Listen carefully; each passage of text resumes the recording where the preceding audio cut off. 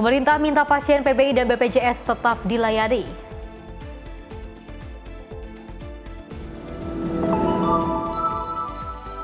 Banjir Cicerewet dan Cijayanti, 8 rumah rusak berat.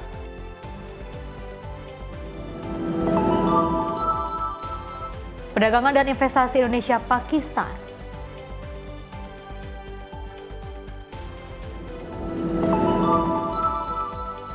KKB tembak pilot dan kopilot pesawat.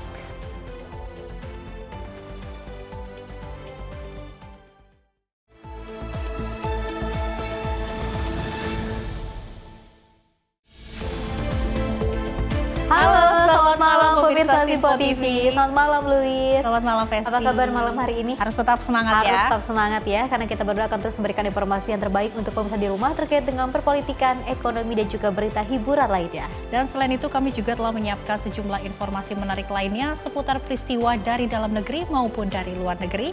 Dan tentunya program olahraga. Bersama saya Luis Ayu. Dan saya Festi Rahmadi, inilah Menyapa Indonesia Malam selengkapnya.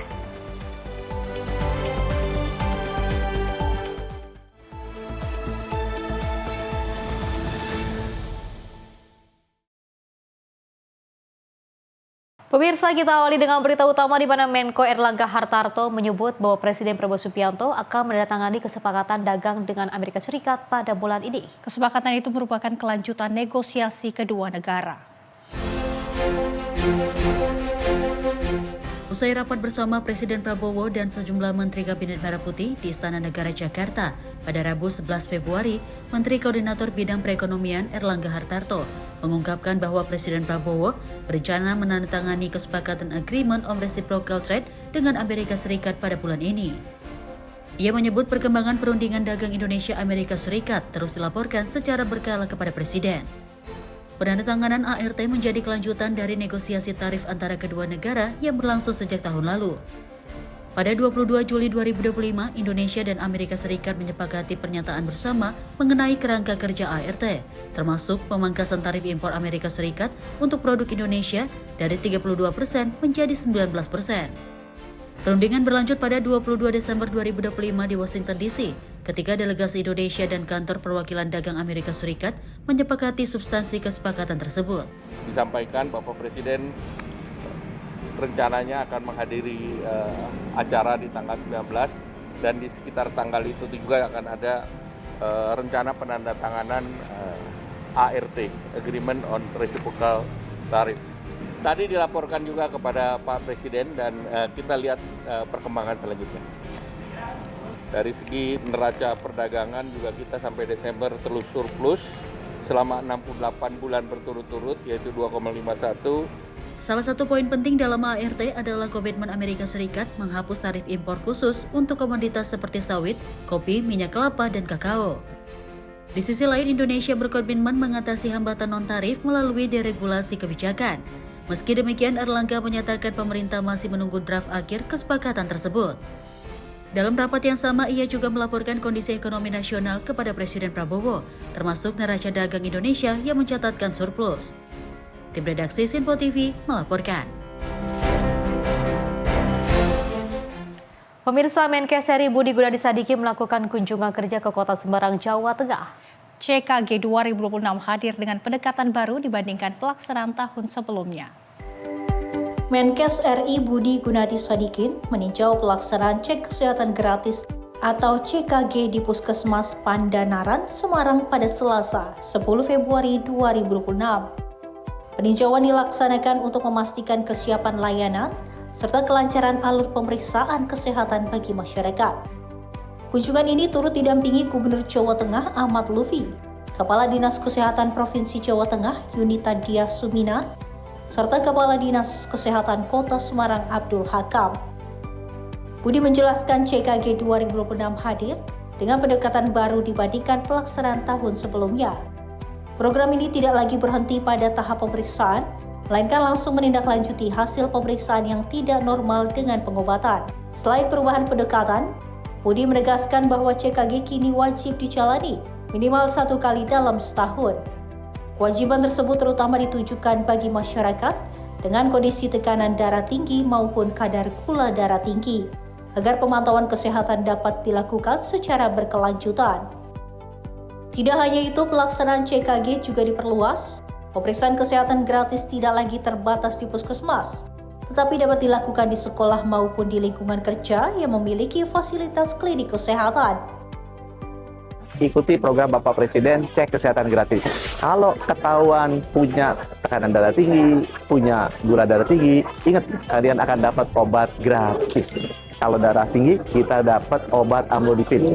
Kalau misalnya gula tinggi, kita dapat obat metformin. Nah, kalau kita minum obatnya rajin, setiap hari nggak akan sakit-sakitan. Jadi bisa menikmati hasil kerja sekalian. Saya di sini sama Pak Gubernur Jawa Tengah, menyaksikan warganya yang melakukan cek kesehatan gratis, dan saya ingin pastikan begitu ketahuan hasilnya, langsung dapat obat. Dan jangan lupa cek kesehatan gratisnya itu harus setiap tahun sekali. Mau di puskesmas, mau di kantor, atau di tempat lain, yang penting cek kesehatan. Budi berharap dengan 3 fokus utama tersebut, derajat kesehatan masyarakat dapat terus terjaga melalui deteksi dini dan penanganan yang lebih cepat. Tim redaksi Sinpo TV melaporkan.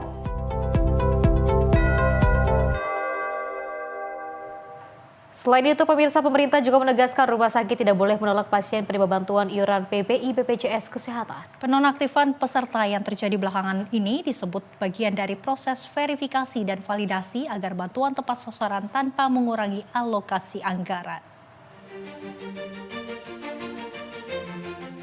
Menteri Sosial Saifullah Yusuf menegaskan prinsip utama pelayanan kesehatan adalah tidak boleh ada penolakan pasien oleh rumah sakit, termasuk peserta penerima bantuan iuran PBI. Jika terdapat persoalan administrasi atau status kepesertaan nonaktif, hal tersebut dapat diselesaikan melalui mekanisme reaktivasi. Sepanjang 2025, pemerintah melakukan pengalihan sekitar 13 juta lebih penerima manfaat dalam rangka pemuktahiran data. Sebagai peserta dinonaktifkan karena tidak lagi memenuhi kriteria, ada yang beralih menjadi peserta mandiri dengan iuran sekitar Rp42.000 per bulan, serta ada yang ditanggung pemerintah daerah. Khusus bagi peserta dengan penyakit kronis seperti gagal ginjal yang membutuhkan cuci darah, penyakit jantung, dan lainnya, pemerintah bersama DPR menyepakati reaktivasi otomatis selama 3 bulan. Kebijakan ini memberi waktu untuk proses verifikasi bersama BPS dan pemerintah daerah. Nah, kita terus berproses. Pada tahun 2025 itu, banyak sekali bansos-bansos yang kita alihkan ya dari keluarga penerima manfaat yang satu kepada keluarga penerima manfaat yang lebih memenuhi kriteria. Ini dulu yang ingin saya tekankan ya, termasuk penerima manfaat bantuan iuran untuk menjadi peserta BPJS Kesehatan. Bagaimana caranya khusus untuk PBI? Khusus untuk PBI itu kita menerima usulan dari pemerintah kabupaten kota yang mengacu kepada data tunggal sosial ekonomi nasional, di mana data-data yang diusulkan itu harus berada di desil 1, 2, 3, 4, dan 5. Mengapa? Karena data tunggal sekarang ini sudah disajikan dalam bentuk perankingan. Desil 1 itu adalah kelompok masyarakat, ini sederhananya ya, kelompok masyarakat yang secara ekonomi paling bawah. Jadi desil 1 itu 10% kelompok yang secara ekonomi paling bawah. Isinya individu dan keluarga. Menurut saya setuju sekali, bagus. Jadi nanti pasien-pasien ya yang ada medical ya, terutama yang PBI ya, nanti itu sangat bisa kita masukkan ke dalam DTSEN. Sangat mungkin ini nanti akan kami tindak lanjuti. Itu saya kira adalah usulan yang sama. Pertama-tama ya memang ini karena bagian dari verifikasi dan validasi, bisa nanti lewat saluran-saluran yang sudah disiapkan. Saluran pertama memang lewat jalur formal, RT, RW, kelurahan, dinsos, dan seterusnya nekat. Itu yang jalur formal ya. Ada jalur partisipasi, masyarakat boleh langsung untuk melakukan reaktivasi. Melalui apa? Yang pertama lewat comment center kami 021 171 ya, 021 171 yang beroperasi 24 jam. Yang kedua juga ada WA center kami. Nanti nomornya saya susulkan, saya tidak hafal ya nomornya. Ini baru kita mulai di awal Februari ini. Itu sudah ada WA. Pemerintah memastikan tidak ada pengurangan kuota maupun anggaran PBI. Alokasi tetap dan penataan dilakukan agar penerima benar-benar masyarakat yang membutuhkan. Bagi masyarakat yang mengalami kendala verifikasi, tersedia sejumlah saluran pengaduan dan reaktivasi, mulai dari jalur formal melalui RT, RW, kelurahan, hingga dinas sosial. Call center 021 1771 yang aktif 24 jam. Layanan WhatsApp Kementerian Sosial, aplikasi cek bansos melalui fitur usul sangga, hingga pendamping sosial dan operator desa. Pemerintah menegaskan proses penataan dilakukan secara terbuka dan partisipatif. Masyarakat diajak aktif mengawal agar bantuan kesehatan benar-benar tepat sasaran tanpa mengurangi hak warga yang membutuhkan layanan. Dari Jakarta, Tio Malau, Simpo TV melaporkan. Pemirsa, Wakil Menteri Sosial Agus Jabo Priyono meninjau langsung pelaksanaan program sekolah rakyat terintegrasi di Kabupaten Sragen. Dalam kunjungan tersebut, Wamensos juga meninjau pembangunan gedung permanen sekolah sebagai bentuk komitmen pemerintah dalam menjamin keberlanjutan pendidikan bagi anak-anak dari keluarga prasejahtera. Wakil Menteri Sosial Agus Jabo Priyono menyapa langsung para siswa di Sekolah Rakyat Terintegrasi 78 Sragen pada Rabu 11 Februari 2026. Dalam kunjungan tersebut, Wamensos menyampaikan bahwa program Sekolah Rakyat Terintegrasi merupakan bagian dari upaya pemerintah dalam memberikan akses pendidikan yang layak bagi anak-anak dari keluarga prasejahtera. Selain menyapa para siswa, Wamensos juga meninjau pembangunan gedung permanen sekolah yang berlokasi di Desa Kedawung. Pembangunan gedung tersebut diharapkan dapat menjadi fasilitas penunjang proses belajar mengajar yang lebih nyaman dan berkelanjutan. Program Sekolah Rakyat Terintegrasi diharapkan mampu menjadi salah satu solusi untuk meningkatkan kualitas sumber daya manusia serta memutus rantai kemiskinan melalui pendidikan. Pemerintah berharap program Sekolah Rakyat Terintegrasi dapat terus dikembangkan sehingga semakin banyak anak dari keluarga prasejahtera mendapatkan kesempatan pendidikan yang lebih baik. Tim redaksi Simpo TV melaporkan. Selain itu, pemirsa, Menteri Koordinator Bidang Perekonomian Erlangga Hartarto memastikan stok beras nasional aman pada kuartal 1 2026. Pemerintah tetap menyiapkan penyaluran bantuan sosial beras bagi masyarakat yang membutuhkan. Menteri Koordinator Bidang Perekonomian Erlangga Hartarto menyatakan stok beras nasional tetap aman meski pemerintah menyiapkan penyaluran bantuan sosial beras pada kuartal 1 2026. Pernyataan ini didasari pada proyeksi peningkatan produksi beras Januari hingga Maret yang menunjukkan pasokan beras cukup untuk memenuhi kebutuhan masyarakat. Berdasarkan data Badan Pusat Statistik, produksi beras nasional triwulan 1 2026 diperkirakan mencapai 10,16 juta ton, naik 15,79% dibandingkan periode sama tahun lalu. Erlangga menekankan bahwa kebijakan bansos beras ini juga menjadi bagian dari stimulus pemerintah untuk mendorong pertumbuhan ekonomi triwulan 1. Terkait dengan kesiapan dan juga peningkatan produksi beras di bulan Januari, Februari sampai dengan Maret, di mana diperkirakan dengan kenaikan yang ada itu bansos yang diberikan mencukupi.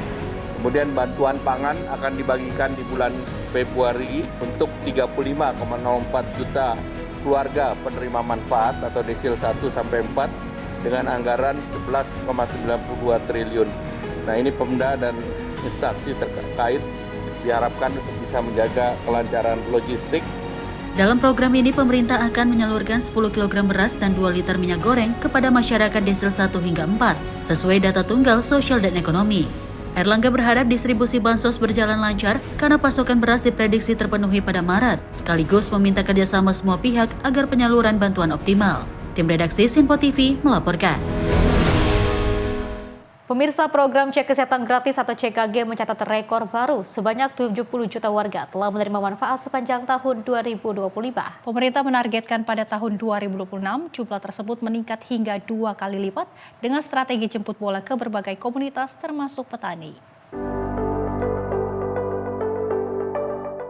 Pelaksanaan cek kesehatan gratis di Desa Tanah Baru, Kecamatan Pakis Jaya, Karawang menjadi bagian dari perluasan program prioritas Presiden Prabowo Subianto.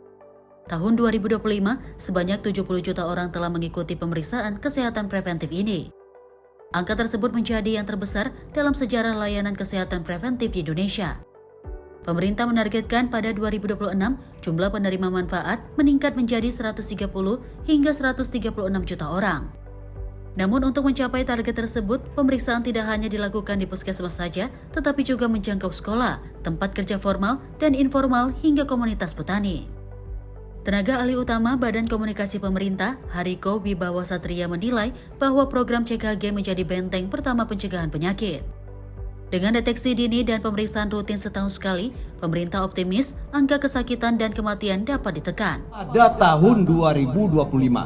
Jadi ini sekali lagi, ini pencapaian kita semua, ini berkat dukungan dari Kementerian Kesehatan dan seluruh kementerian, dukungan dari Kementerian Pertanian, dukungan dari ibu dan bapak kita, camat, lurah, para petani dan semuanya, dan tentunya secara khusus kita berikan apresiasi ya Bu kepada seluruh tenaga kesehatan yang telah memeriksa ibu dan bapak kita dari seluruh kalangan. Dan perlu kami tegaskan sekali lagi, ini adalah program prioritas dari Presiden kita, Bapak Prabowo Subianto. Kami juga mengucapkan terima kasih kepada seluruh anggota Kabinet Merah Putih, seluruh guru, seluruh tokoh masyarakat. Sekali lagi 70 juta penerima manfaat cek kesehatan gratis pada tahun 2025 adalah jumlah penerima terbesar sepanjang sejarah layanan kesehatan di Indonesia untuk pemeriksaan kesehatan preventif. Di sisi lain, Kementerian Pertanian mengapresiasi pelaksanaan program cek kesehatan gratis bagi petani di Kecamatan Pakis Jaya, Karawang. Program ini dinilai memberikan manfaat besar dalam menjaga kesehatan petani sebagai ujung tombak ketahanan pangan nasional. Menurutnya, melalui cek kesehatan gratis, petani dan penyuluh mendapatkan akses pemeriksaan kesehatan, rekomendasi medis, hingga pengobatan secara cuma-cuma. Hal ini juga menjadi penunjang bagi para petani sebagai ujung tombak dalam pembangunan sektor pertanian. Di Kementerian Pertanian tentu kami menyampaikan terima kasih dan apresiasi yang setinggi-tingginya dengan adanya program CKG ya atau cek kesehatan gratis. Karena melalui program ini masyarakat atau komunitas pertanian semua yang masuk dalam komunitas pertanian baik penyuluh dan terutama petani ya, mendapatkan akses pelayanan pemeriksaan kesehatan yang mudah dan gratis ya, termasuk di wilayah Kecamatan Pakis Jaya, Kabupaten Karawang ini yang banyak masyarakatnya berprofesi sebagai petani, tentu mendapatkan pelayanan CKG ini. Dari Karawang, Jawa Barat, Tim Liputan Sinpo TV melaporkan. Pemirsa, memasuki tahun kedua pelaksanaan program cek kesehatan gratis, Kementerian Kesehatan akan fokuskan program tersebut untuk para pekerja informal. Pengecekan kesehatan gratis bagi pekerja informal tersebut ditujukan untuk para nelayan, petani, pelaku usaha UMKM hingga pengemudi bus. Dirjen Kesehatan Primer dan Komunitas Kementerian Kesehatan, Endang Sumiwi menyampaikan, pelaksanaan cek kesehatan gratis di tahun kedua akan difokuskan untuk para penerima manfaat dari sektor pekerjaan informal. Hal itu dikarenakan mayoritas pekerja informal tersebut abai dengan kondisi kesehatan mereka. Selain itu, akses layanan kesehatan yang sulit dijangkau juga menjadi faktor utama para pekerja informal itu tak memeriksakan kesehatannya. Berdasarkan data Kemenkes, keluhan yang sering dirasakan oleh pekerja informal tersebut meliputi tekanan darah tinggi, gula darah tidak normal, dan keluhan sakit gigi. Oleh karena itu, dengan adanya program cek kesehatan gratis dari pemerintah ini, masyarakat diharapkan lebih peduli dengan kesehatan diri mereka, serta tak khawatir untuk memeriksakan keluhan penyakitnya lebih awal dan rutin setiap tahun. Jadi kita perluas di komunitas-komunitas yang biasanya tidak mengakses layanan kesehatan. Jadi termasuk di nelayan ini. Itu perbedaan kita untuk tahun kedua. Perbedaan yang kedua, ternyata evaluasi kita untuk yang di komunitas itu kadang-kadang sudah ketemu tekanan darahnya tinggi, ketemu gula darahnya tinggi, tapi dirujuk ke puskesmas untuk dapat obat. Ternyata banyak yang putus, sudah dirujuk nggak datang. Dari Jakarta, Sri Dewi Andayani, Azizul Hakim, Sinpo TV melaporkan. Informasi lainnya, pemirsa, Menteri Kelautan dan Perikanan Sakti Wahyu Trenggono meninjau langsung pelaksanaan cek kesehatan gratis untuk para nelayan di tempat pelelangan ikan Pelabuhan Muara Angke, Jakarta Utara. Menteri KKP pun meminta agar pengecekan kesehatan gratis ini dapat dilakukan di seluruh pelabuhan Indonesia, mengingat resiko pekerja nelayan yang begitu besar. Tepat 1 tahun berjalannya program cek kesehatan gratis oleh pemerintah, Menteri Kelautan dan Perikanan Sakti Wahyu Trenggono meninjau langsung pelaksanaan cek kesehatan gratis untuk nelayan di Pelabuhan Muara Angke. Program tersebut menjadi wujud nyata kepedulian pemerintah terhadap kesehatan masyarakat, khususnya nelayan dan pekerja sektor kelautan, sekaligus memastikan para penerima manfaat mendapatkan layanan medis yang layak dan mudah dijangkau. Menteri KKP pun berharap program ini terus berlanjut menjangkau lebih banyak masyarakat dan memberikan dampak nyata bagi kualitas hidup para pelaku usaha perikanan di Indonesia. Ke Muara Angke untuk melihat proses pemeriksaan kesehatan gratis yang diinisiasi oleh Kementerian Kesehatan. Jadi ini para istri nelayan, kemudian para nelayan dan juga para pekerja di sektor nelayan yang ada di Muara Angke, ya, jumlahnya sangat besar sekali, dan menurut saya nanti bisa dapat statistiknya juga tentu penyakit apa aja yang sebetulnya yang diderita oleh mereka, ya. Jadi nanti akan dilakukan rujukan dan seterusnya. Saya kira begitu, dan cek kesehatan gratis ini terus di seluruh sektor. Jadi tadi saya dapat masukan dari Ibu Kepala ini juga di sektor pertanian, ya. Terus kemudian di UMKM dan juga pengemudi atau di terminal. Dari Jakarta, Sri Dewi Andayani, Azizul Hakim, Sinpo TV melaporkan.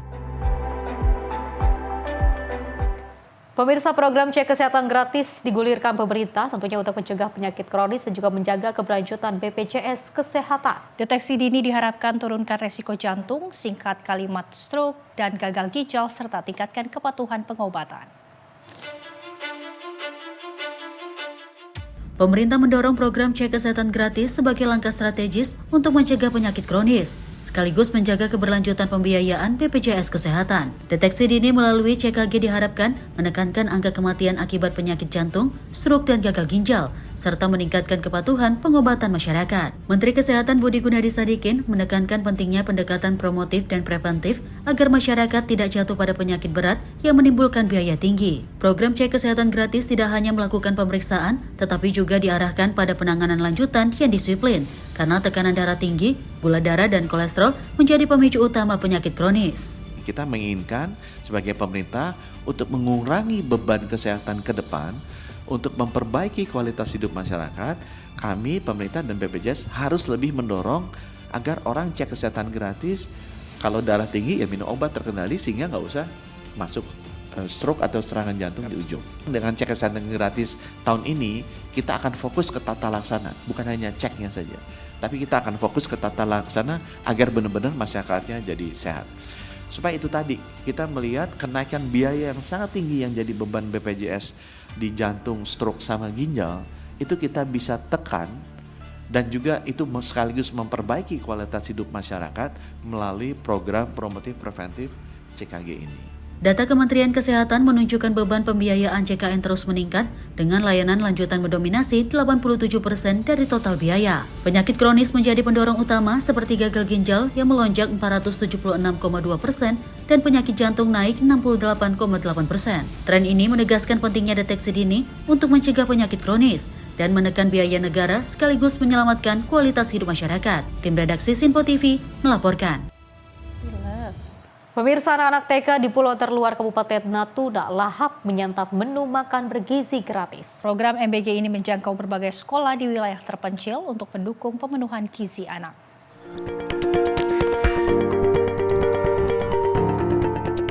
Inilah suasana belajar di TK Negeri Sarasan, Pulau Serasan Natuna siang itu tampak berbeda ketika anak-anak menerima omplek berisi menu makanan bergizi gratis. Mereka menyantap hidangan seperti mie bihun, telur orak-arik, tempe, sayur, dan buah dengan lahap dan penuh antusias. Keceriaan terlihat jelas di wajah para siswa saat menikmati makan siang bersama di kelas.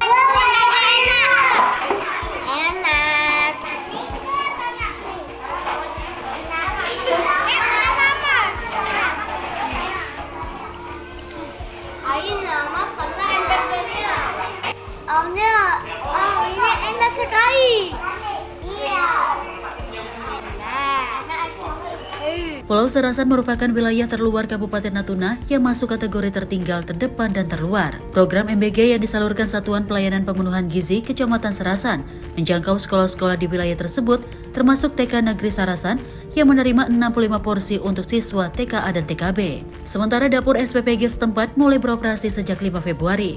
Secara keseluruhan, SPPG Serasan memproduksi 1.013 porsi MBG setiap hari untuk jenjang PAUD hingga SMA di sejumlah sekolah di Pulau Serasan. Program ini disambut positif masyarakat karena membantu pemenuhan gizi anak dan meringankan beban orang tua, sekaligus menghadirkan pemerataan layanan hingga ke wilayah perbatasan. Tim redaksi Sinpo TV melaporkan.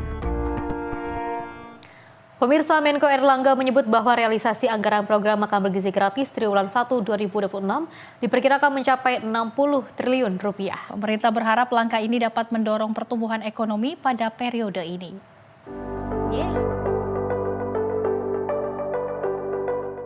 Dalam keterangan pers usai rapat terbatas bersama Presiden Prabowo Subianto di Istana Negara Jakarta pada Rabu 11 Februari, Menteri Koordinator Bidang Perekonomian Erlangga Hartarto menyampaikan realisasi anggaran program makan bergizi gratis hingga akhir triwulan 1 2026 diperkirakan mencapai 60 triliun rupiah. Ia menilai angka tersebut akan memberikan dorongan signifikan terhadap pertumbuhan ekonomi pada periode ini. Selain MBG, pemerintah menyiapkan sejumlah stimulus untuk menopang ekonomi, termasuk diskon tarif transportasi menjelang Hari Besar Keagamaan Nasional Idul Fitri 2026. Diskon yang diberikan meliputi kereta api dan angkutan laut sebesar 30%, jasa penyeberangan hingga 100%, serta tiket pesawat sekitar 17 hingga 18%. Pemerintah juga akan menyalurkan bantuan pangan pada Februari 2026 kepada 35,04 juta keluarga penerima manfaat desil 1 hingga 4. Setiap keluarga akan menerima 10 kg beras dan 2 liter minyak goreng dengan total anggaran mencapai 11,92 triliun rupiah. Tadi dilaporkan juga MBG sampai dengan kuartal pertama diperkirakan akan ada anggaran realisasi sebanyak 60 triliun dan ini tentu juga akan mendorong stimulasi perekonomian. Estimasi anggarannya secara keseluruhan adalah 911,16 miliar, di mana APBN-nya 639,86 miliar dan non-APBN 271,5 miliar.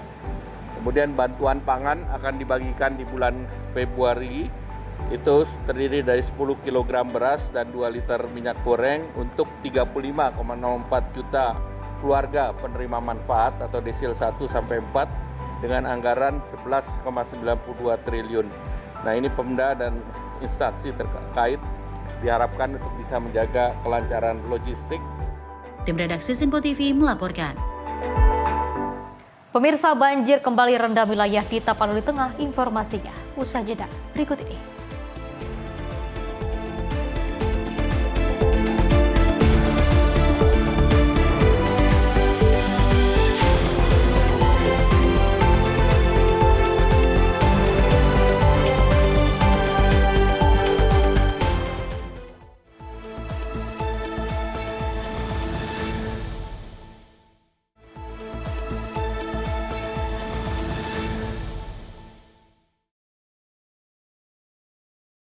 Selamat malam pemirsa, Anda kembali menyaksikan Menyapa Indonesia Malam. Pemirsa, TNI Angkatan Darat menggelar rapat pimpinan yang membahas pelaksanaan program prioritas pemerintah hingga kesejahteraan prajurit di Jakarta. Pembahasan tersebut meliputi kebijakan-kebijakan Presiden, Menteri Pertahanan, Panglima TNI, dan Markas Besar Angkatan Darat. Kepala Staf Angkatan Darat Maruli Simanjuntak menyampaikan kepada jajarannya untuk terus meningkatkan kualitas kinerja sesuai dengan arahan Presiden Prabowo Subianto, mengingat berbagai program prioritas pemerintah membutuhkan dukungan dari TNI AD. Adapun program-program tersebut seperti Koperasi Desa Kelurahan Merah Putih, pembuatan jembatan di desa, pelaksanaan makan bergizi gratis, semua akan dievaluasi oleh TNI agar lebih baik. Di samping itu, Maruli juga menyampaikan bahwa kesejahteraan prajurit tak luput dari pembahasan di Rapim TNI. Meski demikian, ia tak merinci lebih detail mengenai hal itu. Intinya, memang beliau juga sudah menilai cukup baik apa yang kita lakukan pada saat ini, pada saat kemarin. Beliau juga berharap terus ditingkatkan ini, karena program-program beliau ini selain yang awal yang tahun kemarin akan berlanjut terus, kami meyakini masih banyak juga hal-hal yang akan menjadi program-program yang harus kita kerjakan bersama dengan didukung oleh Angkatan Darat khususnya. Jadi program-program yang berjalan seperti misalnya KDKMP, koperasi, bagaimana nanti pembuatan jembatan, bagaimana nanti KKRI, bagaimana nanti MBG, itu semua kita akan terus tingkatkan dan kita evaluasi supaya lebih baik. Kesejahteraan prajurit, ya sebetulnya ya yang lagi proses saya dengar mungkin akan naik ya, tapi sebetulnya kami fine-fine aja lah ya sejak prajurit. Kalau yang sudah dilakukan oleh Presiden, sudah ada petunjuk pada saya bagaimana supaya anggaran-anggaran kita tepat sehingga kita alokasikan banyak untuk perbaikan rumah, perbaikan kantor Koramil, ya bagaimana juga pemberian penghargaan pada anggota, itu yang beliau garis bawahi. Dari Jakarta, Sri Dewi Andayani, Mutia Anggiani, Simpo TV melaporkan. Sementara itu, Kepala Staf TNI Angkatan Darat Jenderal Maruli Simanjuntak menyatakan TNI AD siap untuk memfasilitasi pendidikan komponen cadangan atau Komcat bagi 4.000 aparatur sipil negara. Menurut Maruli, TNI Angkatan Darat memiliki banyak fasilitas yang juga dapat digunakan untuk pelatihan komponen cadangan.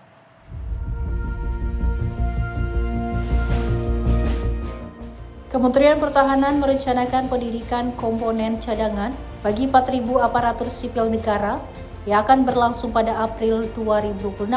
Menanggapi rencana tersebut, Kepala Staf Angkatan Darat, Jenderal TNI Maruli Simanjuntak, menyatakan matranya siap untuk memfasilitasi pendidikan Komcat bagi 4.000 ASN yang akan diatur secara mendetail oleh Mabes TNI. Maruli juga mengungkapkan bahwa TNI Angkatan Darat memiliki banyak fasilitas yang bisa digunakan untuk pelatihan komponen cadangan. TNI pun akan menyiapkan fasilitas tersebut secara maksimal. Kemungkinan besar akan begitu, cuma kebijakan ini saya kira dari Mabes TNI nanti, mungkin lebih detail ditanya ke Mabes TNI. Kami nanti perencanaan ini kan pasti nanti pelaksanaannya dilakukan oleh darat, laut, dan udara.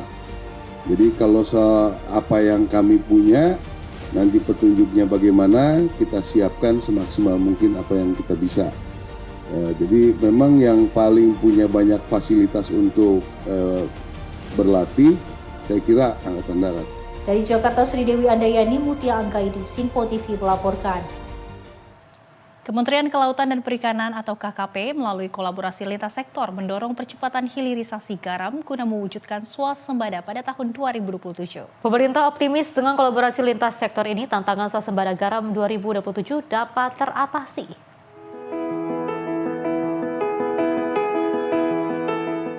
Forum yang diselenggarakan Kementerian KKP ini menghadirkan perwakilan dari BUMN, pelaku industri, serta asosiasi yang menekankan pentingnya kolaborasi lintas sektor untuk memperkuat rantai pasok garam nasional. Pemerintah mengakui hingga saat ini kebutuhan garam industri belum sepenuhnya dapat dipenuhi oleh produsen dalam negeri, baik dari sisi kualitas dan kuantitas. Menurut Direktur Sumber Daya Kelautan Ditjen Pengelolaan Kelautan KKP, Frista Yorhanita, saat ini pemerintah membuka ruang seluas-luasnya bagi investor, pelaku usaha, hingga pengembang teknologi yang diharapkan mampu mempercepat terwujudnya swasembada garam sekaligus meningkatkan daya saing. Kita sama-sama mengembangkan garam Indonesia ini supaya kualitas dan kuantitasnya itu benar-benar bisa memenuhi semua kebutuhan, terutama kebutuhan industri yang memang sampai saat ini belum dapat dipenuhi seluruhnya oleh garam lokal. Nah, sehingga kami mau benar-benar mengajak semua pihak, terutama pelaku usaha ataupun siapapun untuk mulai mengembangkan teknologi-teknologi yang memang bisa mengatasi permasalahan-permasalahan yang ada dalam produksi garam selama ini. Melalui semangat kolaborasi Indonesia Incorporated, pemerintah optimis tantangan swasembada garam 2027 ini dapat diatasi dengan sinergi antara pemerintah, BUMN, industri, dan masyarakat. Selain itu, hilirisasi garam juga tidak hanya dapat memperkuat ketahanan industri nasional, tapi juga menjadi pilar menuju Indonesia yang lebih mandiri. Dari Jakarta, Anggita Haryono, Mutia Anggiani, Simpo TV melaporkan. Informasi lainnya datang dari CEO Danantara, Roslan Roslani, yang menekankan bahwa Danantara harus bergerak cepat. Hal tersebut dikarenakan tanggung jawab Danantara dan BUMN untuk 282 juta masyarakat Indonesia.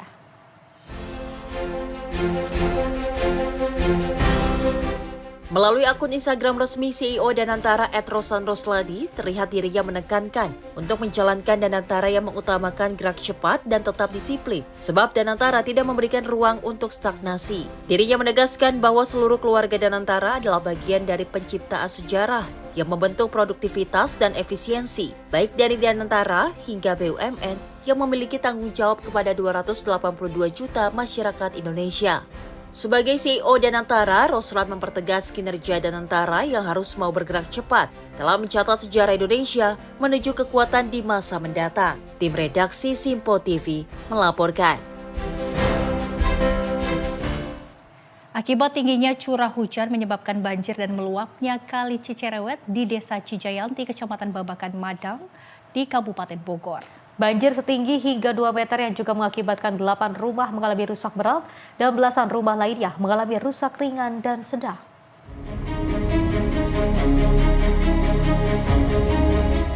Inilah visual terjadinya banjir yang mencapai 2 meter yang berada di Kampung Cicerewet, Desa Cijayanti, Kecamatan Babakan Madang, Kabupaten Bogor, yang disebabkan tingginya curah hujan yang terjadi sejak Rabu sore, serta meluapnya Kali Cicerewet dan jebolnya tanggul yang ada. Pasca terjadinya banjir hingga Rabu malam, petugas gabungan dari BPBD, Damkar, Polsek, serta kecamatan setempat terus berjibaku membersihkan material lumpur di rumah warga yang terdampak.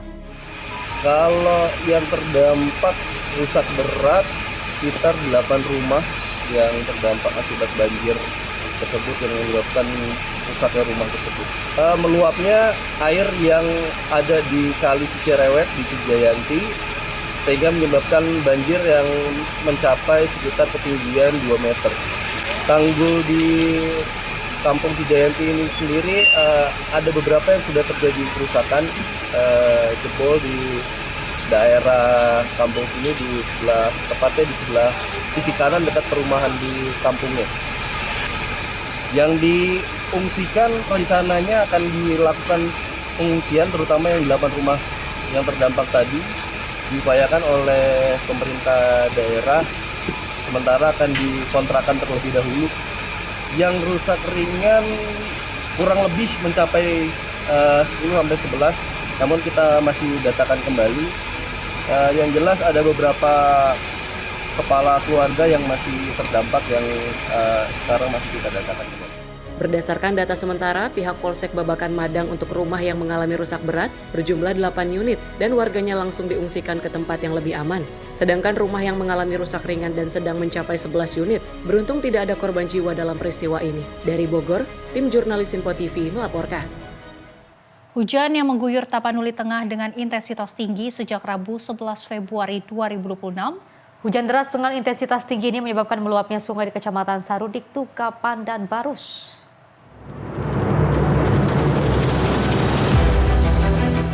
Tapanuli Tengah hujan dengan intensitas tinggi mengguyur Kabupaten Tapanuli Tengah sejak Rabu 11 Februari 2026. Badan Penanggulangan Bencana Daerah Kabupaten Tapanuli Tengah melaporkan banjir terjadi di 4 kecamatan dan 9 desa kelurahan. Banjir dilaporkan mulai terjadi sekitar pukul 16 waktu Indonesia bagian Barat akibat meluapnya sungai di Kecamatan Sarudik, Tuka, Pandan, dan Barus hingga pukul 19:55 waktu Indonesia bagian Barat. Genangan air masih merendam sejumlah permukiman warga dengan ketinggian bervariasi antara 50 cm hingga 1 meter. Di Kecamatan Sarudik, banjir merendam lingkungan 2 kelurahan Pasir Bidang dengan ketinggian air sekitar 50 cm. Serta lingkungan 8 kelurahan Sarudik dengan ketinggian air mencapai 1 meter. Banjir juga terjadi di Kelurahan Pondok Batu.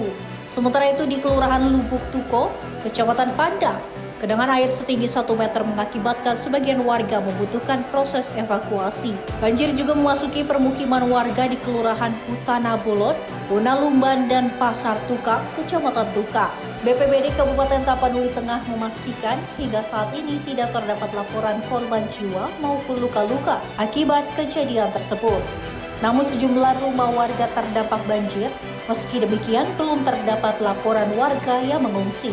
Sebagai langkah penanganan, BPBD Tapanuli Tengah telah menurunkan personel ke lokasi bencana untuk melakukan pemantauan, membantu warga mengamankan barang-barang rumah tangga, serta mengevakuasi warga ke tempat yang lebih aman. BPBD juga melakukan koordinasi intensif dengan pihak kecamatan dan pemerintahan desa dan kelurahan di wilayah rawan banjir. Tim redaksi Sinpo TV melaporkan. Kebakaran melanda rumah di Jalan Sawah Belimbing, Kelurahan Padang Besi, Kecamatan Lubuk Kilangan, Kota Padang pada Selasa 10 Februari 2026 pagi. Akibat kebakaran ini, seorang warga mengalami luka bakar dan juga kerugian ditaksir mencapai ratusan juta rupiah.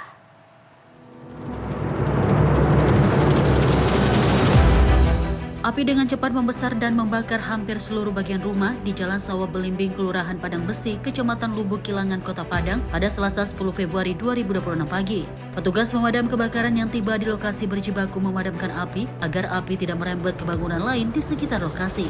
Seorang pria bernama Riki, 37 tahun, mengalami luka bakar di bagian lengan kanan akibat tersentuh api. Saksi mata Muka Fradi, 61 tahun, mengatakan percikan api muncul dari arah samping rumah. Ia kemudian membesar dan membakar seluruh bagian rumah. Menurut keterangan petugas, luas area yang terbakar diperkirakan mencapai 100 meter persegi dan petugas menerjunkan 7 mobil pemadam kebakaran dengan 70 personil. Peristiwa kebakaran ini tidak menimbulkan korban jiwa karena penghuni rumah berhasil menyelamatkan diri. Sementara korban luka telah mendapatkan penanganan medis, diperkirakan kerugian mencapai ratusan juta rupiah. Faren Putri, tim redaksi Sinpo TV melaporkan. Pemirsa, pabrik produsen cat di kawasan industri Bundar, Kecamatan Cikupa, Tangerang, Banten terbakar pada 11 Februari 2026 malam. Kebakaran ini membuat karyawan dan juga warga sekitar panik lantaran terdengar beberapa kali suara ledakan.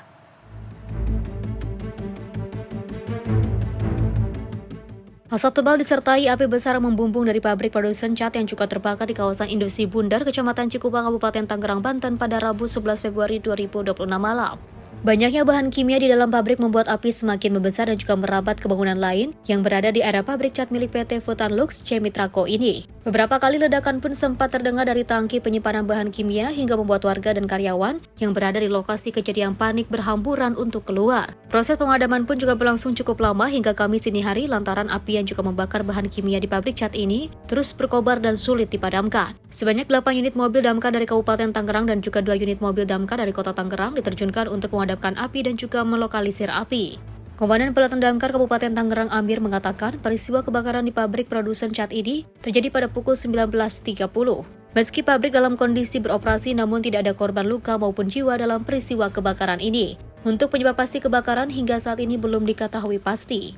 Kalau untuk saat ini dalam proses penanganan, dalam segi pemadaman kita yang menangani 8 unit ya, 8 unit dari berbagai pos. Kalau untuk kronologi awal seperti apa sih Pak? Kalau untuk kronologi awal masih belum diketahui Pak. Kebakaran dari jam berapa sampai? Kita dari Mako menerima kejadian sekitaran pukul jam 7.30 WUB malam. Bang, kalau yang terbakar ini apa sih Bang? Yang terbakar ini informasi pabrik cat Pak. Ada korban jiwa nggak dalam kebakaran? Kalau korban jiwa tidak ada. Ini udah berapa jam proses pemadaman? Untuk penanganan udah kurang lebih 5 jam. Kondisi api sekarang gimana Pak? Kondisi api masih memerah tapi hanya menyala di bagian titik tertentu. Apa ada kesulitan kendala? Untuk kesulitan kendala kita untuk pemadaman jauh dari titik air. Bang, kalau menurut keterangan saksi tadi Bang, api diduga berasal dari mana? Kalau untuk asal api kita masih dalam proses penyelidikan Pak ya. Kita belum mengetahui untuk penyebabnya. Mungkin nanti setelah itu kita koordinasi dengan kepolisian. Kalau untuk strategi pemadamannya sendiri yang dilakukan seperti apa Bang? Untuk sementara kita membackup untuk pencegahan perambatan pakai kimia dengan foam liquid untuk meredam perambatan. Tapi kita berusaha tidak ada backup ke pabrik yang lain perambatan. Bahan-bahan yang ada di dalam itu menjadi kesulitan juga atau apa? Ya kalau untuk itu sih terus terang aja kesulitan bagi kami karena medianya itu cat, itu mengandung tenor Pak.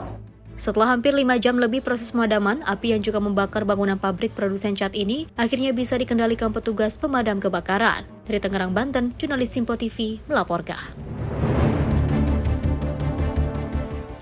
Kecelakaan maut terjadi di ruas Jalan Nasional Rangkas Bitung Citeras, Kabupaten Lebak, Banten pada Rabu 11 Februari 2026 malam. Seorang pelajar berusia 16 tahun tewas di lokasi kejadian usai terjatuh dan terlindas truk saat hendak menyalip. Kecelakaan tragis seorang pelajar di Jalan Nasional Profesor Dr. Insinyur Sotami, Kampung Tutul, Kecamatan Rangkas Bitung terekam kamera CCTV pada Rabu 11 Februari 2026 malam. Korban bernama Maulana, warga Kecamatan Jawilan, awalnya melaju dari arah Rangkas Bitung menuju Citeras. Saat hendak menyalip, korban diduga panik melihat kendaraan dari arah berlawanan, mengerem mendadak hingga kehilangan keseimbangan. Pada saat bersamaan, sebuah truk yang juga melaju searah langsung melindas tubuh korban hingga meninggal dunia di lokasi kejadian. Betul, terjadinya kecelakaan semalam yang melibatkan satu kendaraan bermotor sama kendaraan truk yang sampai saat ini belum diketahui untuk identitas truknya tersebut. Pak, untuk korban ini bisa disebutkan Pak nama sama alamatnya dari mana sih Pak? Ya, nama saudara Ilham Maulana, umur 15 tahun, pekerjaannya pelajar, alamat Kampung Cikasantren, RT 17 RW 05. Desa Perhintungan, Kecamatan Jawilan, Kabupaten Serang. Pak, itu kejadian itu si korban ini mau kemana sih Pak? Untuk sementara informasinya dari saksi maupun teman-temannya, jadi yang bersangkutan ini mengarah dari Rangkas Bitung menuju Citeras. Setibanya di TKP hendak menyalip suatu kendaraan.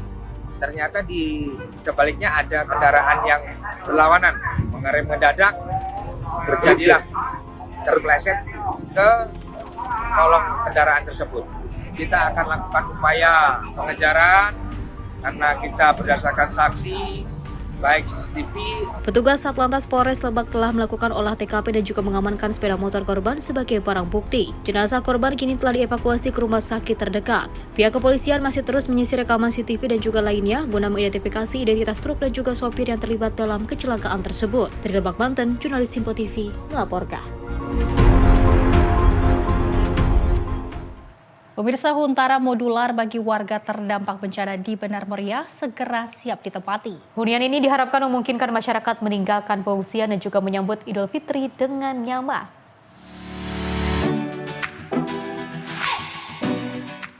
Pembangunan hunian sementara modular bagi warga terdampak bencana di Kabupaten Benar Meriah, Aceh terus berjalan sesuai jadwal. Menteri Pekerjaan Umum Dodi Hanggodo mengatakan hunian ini diharapkan segera ditempati sehingga masyarakat bisa meninggalkan pengungsian saat Ramadan dan menyambut Idul Fitri di tempat tinggal yang layak. Huntara dibangun di lahan 30.000 meter persegi terdiri dari 19 blok dengan 228 modul hunian untuk 228 kepala keluarga dengan menggunakan konstruksi modular baja prefabrikasi agar cepat selesai. Kawasan Huntara juga dilengkapi fasilitas pendukung seperti 114 unit shower dan kloset, hunian ramah difabel, area multifungsi, musola, serta sistem air bersih dan listrik yang terpadu. Pengolahan air kotor dilakukan melalui biotank untuk menjaga lingkungan tetap higienis. Dengan fasilitas lengkap ini, Huntara modular diharapkan memberi ruang hidup yang nyaman dan aman bagi warga terdampak bencana, sehingga mereka dapat melewati Ramadan dengan lebih baik dan menyambut Lebaran dengan bermartabat. Tim redaksi Simpo TV melaporkan.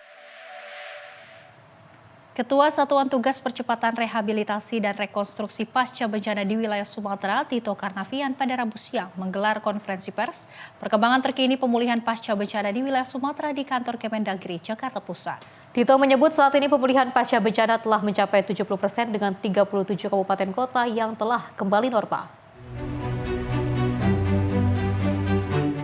Pada Rabu 11 Februari 2026, Satuan Tugas Percepatan Rehabilitasi dan Rekonstruksi Pasca Bencana Alam di Provinsi Sumatera menggelar konferensi pers untuk melaporkan progres pemulihan pasca bencana bertempat di kantor Kementerian Dalam Negeri, Jakarta Pusat. Dipimpin oleh Menteri Dalam Negeri yang juga menjabat sebagai Ketua Satgas, Tito Karnavian. Konferensi juga dihadiri oleh sejumlah jajaran Menteri Kabinet Merah Putih lainnya, seperti Menteri Koordinator Bidang PMK, Pratikno, Menteri Pekerjaan Umum Dodi Hanggodo, Menteri Kesehatan Budi Gunadi Sadikin, Menteri Agama Nasaruddin Umar, Sekretaris Kabinet Teddy Indrawijaya, hingga Kepala BNPB, Kepala BPS, serta perwakilan dari TNI dan Polri. Ketua Satgas Percepatan Rehabilitasi dan Rekonstruksi Pasca Bencana Sumatera, Tito Karnavian menyebut, saat ini sudah ada 37 dari total 52 kabupaten kota terdampak bencana yang sudah kembali normal. Ada yang sudah kembali normal itu dari 52 itu ada 37. 37 ini kalau kita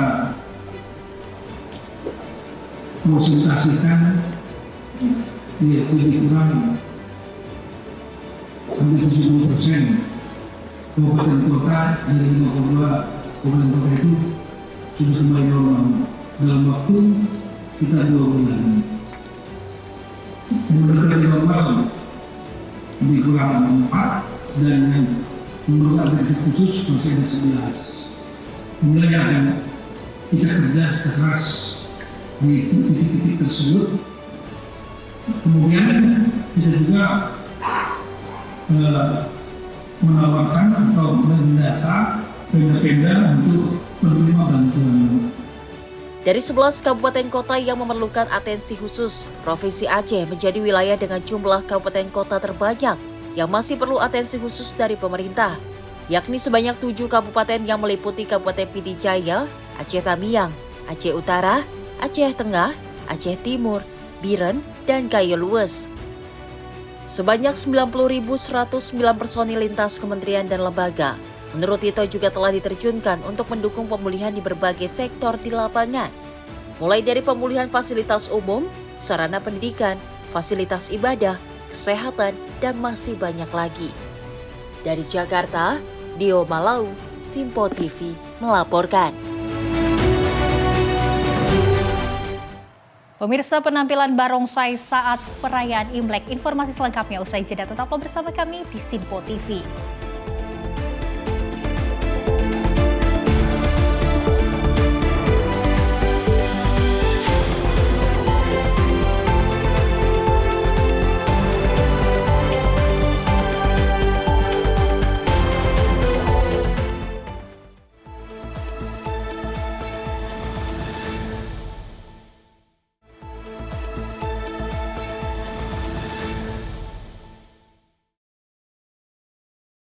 Terima kasih pemirsa, Anda masih bersama kami dan kita lanjutkan informasinya. Menteri Investasi dan juga Hilirisasi Rosan Roslani melakukan pertemuan dengan Wakil Perdana Menteri Pakistan sekaligus Menteri Luar Negeri Republik Islam Pakistan. Hal tersebut sebagai bentuk tindak lanjut pertemuan Presiden Prabowo dengan Presiden Asif Ali Zardari pada Desember 2025 lalu. Melalui akun Instagram pribadi milik Menteri Investasi dan Hilirisasi, @Roslan Roslani membagikan aktivitas kunjungan kerjanya ke Islamabad, Pakistan dalam rangka memperdalam hubungan ekonomi dan investasi antara Indonesia dan Pakistan. Kunjungan tersebut dilakukan dalam rangka menindaklanjuti pertemuan Presiden Prabowo Subianto dengan Presiden Pakistan Asif Ali Zardari dan Perdana Menteri Shehbaz Sharif pada Desember 2025 lalu. Wakil Perdana Menteri sekaligus Menteri Luar Negeri Republik Islam Pakistan, Senator Muhammad Ishaq Dar, menyatakan bahwa Pakistan tertarik bekerja sama pada industri hilirisasi, kesehatan, serta struktur downstream investment yang telah dijalankan. Pertemuan ini turut dihadiri oleh Menteri Kesehatan, perwakilan Kementerian Keuangan, Special Investment Facilitation Council, dan Chairman Board of Investment, yang menegaskan komitmen nyata mereka untuk melanjutkan kerjasama ini. Tim redaksi Simpo TV melaporkan. Sementara itu, pemirsa, Wapres Amerika Serikat JD Vance menutup kunjungan resmi di Armenia pada Senin waktu setempat. Kunjungan ini menjadi momen perdana bagi Wakil Presiden Amerika Serikat ke negara tersebut, di mana Vance kemudian melanjutkan misi diplomasi ke Azerbaijan. James David Vance mengakhiri kunjungan resminya di Armenia setelah serangkaian pertemuan dengan para pemimpin negara. Lawatan ini dipandang sebagai momen bersejarah karena selama ini belum pernah ada presiden atau wakil presiden Amerika Serikat yang berkunjung ke Armenia sebelumnya. Sesudah meninggalkan ibu kota Yerevan, Vance dijadwalkan menuju Azerbaijan. Kunjungan lanjutan ini bertujuan untuk memperkuat upaya diplomasi kawasan serta membangun proses perdamaian di wilayah Kaukasus Selatan. Washington menilai stabilitas regional menjadi kunci di tengah hubungan Armenia dan Azerbaijan yang masih sangat rapuh pasca konflik berkepanjangan. Amerika Serikat berupaya mendorong dialog dan kerjasama demi mencegah ketegangan baru tercipta. Perjalanan resmi Vance ini menegaskan peran diplomasi Amerika Serikat dalam mendukung keamanan dan perdamaian di salah satu kawasan strategis antara Eropa dan Asia tersebut. Tim redaksi Simpo TV melaporkan. Informasi lainnya, pemirsa, sejumlah biksu Buddha menyelesaikan aksi perjalanan panjang Walk for Peace selama 15 pekan dengan finish di Washington, D.C. Aksi ini menarik perhatian warga dari berbagai penjuru Amerika Serikat yang datang untuk menyambut dan memberikan dukungan.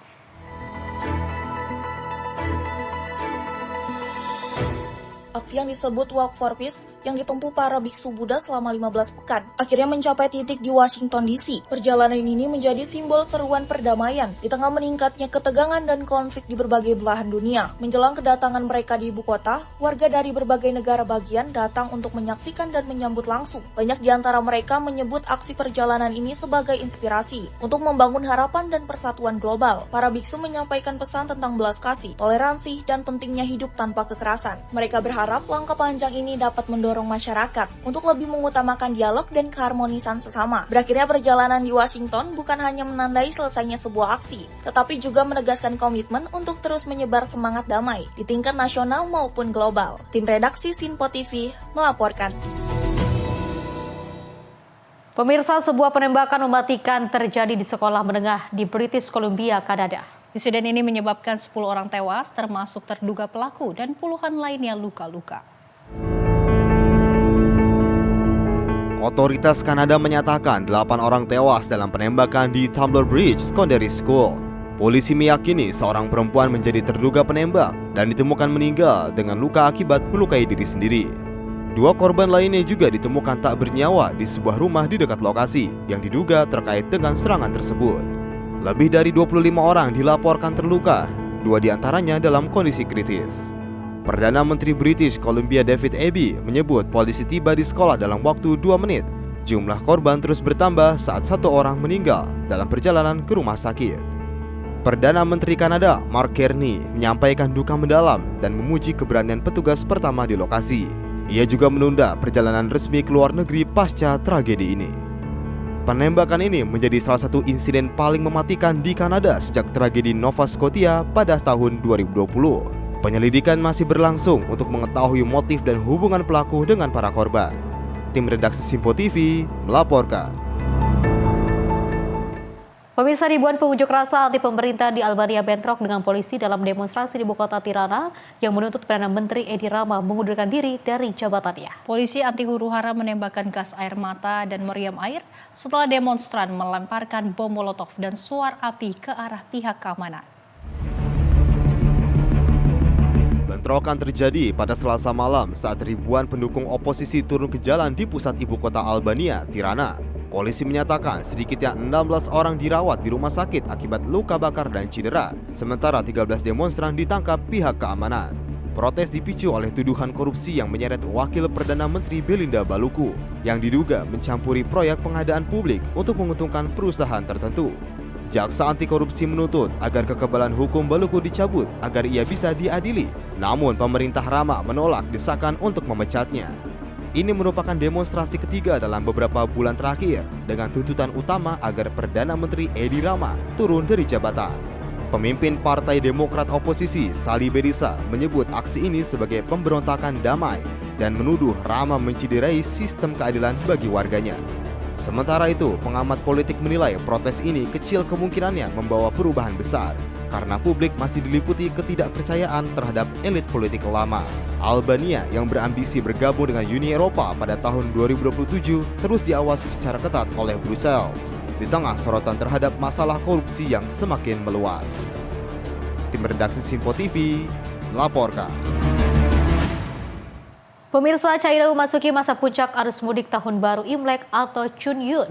Pemerintah China memperkirakan rekor 9, miliar perjalanan akan terjadi di saat ratusan juta warga pulang ke kampung halaman menjelang festival musim semi.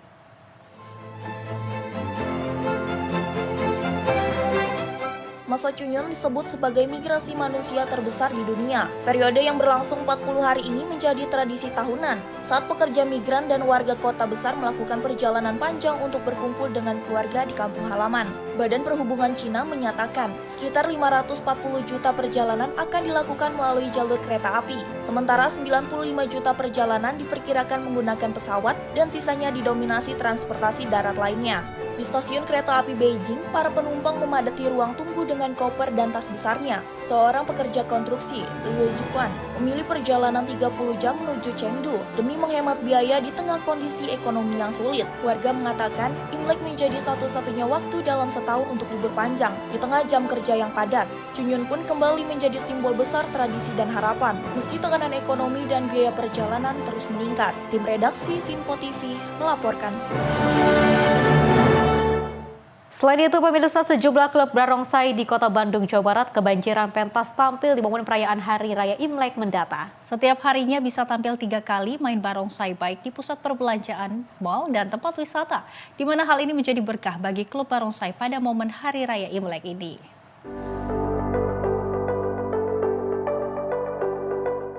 Suara gemuruh tambur dan denting simbal memecah keheningan kawasan Pagarsi, Kota Bandung, Jawa Barat. Di sebuah bangunan sederhana, sekumpulan anak-anak tampak antusias berlatih barongsai. Mereka bergerak lincah mengikuti irama alat musik tradisional yang mengiringi gerakan kepala dan ekor barongsai yang dimainkan dengan penuh semangat. Bagi anak-anak ini, latihan barongsai bukan sekedar persiapan untuk menyambut Imlek 2026, tetapi juga bentuk kecintaan mereka terhadap tradisi yang telah turun-temurun menjadi bagian dari budaya Tionghoa di Indonesia. Mereka yang sedang berlatih barongsai adalah murid-murid dari klub barongsai Longwang Indonesia. Klub ini terdiri dari pemain berbagai usia, mulai dari anak kelas SD hingga remaja dan datang dari berbagai latar belakang. Tingginya antusiasme masyarakat untuk menyaksikan pertunjukan membuat klub barongsai ini kebanjiran order menjelang Imlek. Dalam beberapa hari ke depan hingga perayaan Imlek pada 17 Februari, mereka telah menerima belasan permintaan tampil. Kalau satu barongsai kan pemainnya itu 2 orang. Biasanya kalau kita dapat job itu jelang Imlek di tahun 2026 ini, persiapan kita yaitu dengan latihan yang rutin. Karena apa? Kita harus memberikan perform yang terbaik untuk yang memanggil kita. Jadi kita tidak akan untuk asal-asalan. Karena apa? Kita di sini menghibur masyarakat luas. Karena barongsai itu sekarang ditunggu oleh masyarakat. Sementara menurut salah seorang pemain barongsai, latihan ini memerlukan kekuatan fisik dan konsentrasi tinggi. Dirinya mengawali ketertarikannya dengan barongsai dari menyaksikan pertunjukan. Angkat ke kepala atau lagi nyapir. Itu kesulitannya kenapa itu? Karena harus pakai tenaga. Jadi harus nahan gitulah. Sudah biar makin apa sih namanya teh? Makin kuat lah apa kayak gitu dapat prestasi. Demi tampil sempurna, jadwal latihan semakin padat demi mempersiapkan para pemain menghadapi lonjakan penampilan. Rencananya pada perayaan Imlek mendatang, klub barongsai ini akan tampil 3 kali dalam 1 hari, baik di tempat wisata, mal maupun restoran. Dari Bandung, Jawa Barat, jurnalis Sinpo TV melaporkan. Pemirsa, Kenneth Walker ketiga mengukir malam tak terlupakan di final Super Bowl 2026. Running back tim Seattle Seahawks juga dinobatkan sebagai MVP setelah membawa timnya menjadi juara dengan kemenangan atas New England Patriots. Kemenangan ini semakin istimewa karena untuk pertama kalinya ayah Walker hadir langsung menyaksikan putranya bermain di NFL.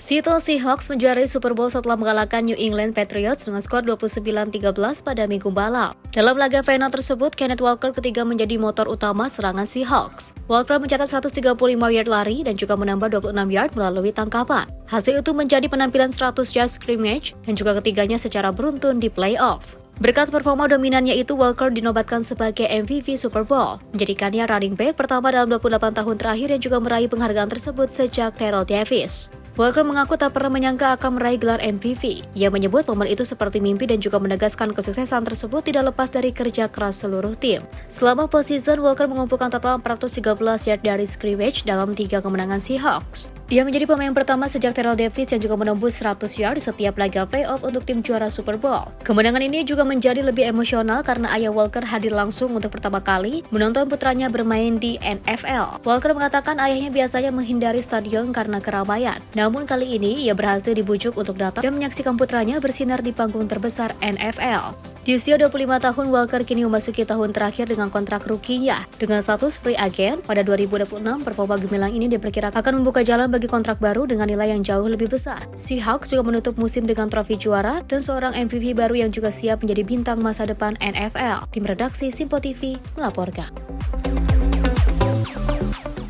Selain itu, pemirsa, Bangladesh akan menggelar pemilu nasional pertama pasca pemberontakan besar tahun lalu yang juga mengakhiri 15 tahun kekuasaan Perdana Menteri Sheikh Hasina. Pemungutan suara ini menjadi ujian penting bagi norma demokrasi, reformasi politik, serta perlindungan hak minoritas di negara berpopulasi 170 juta jiwa itu.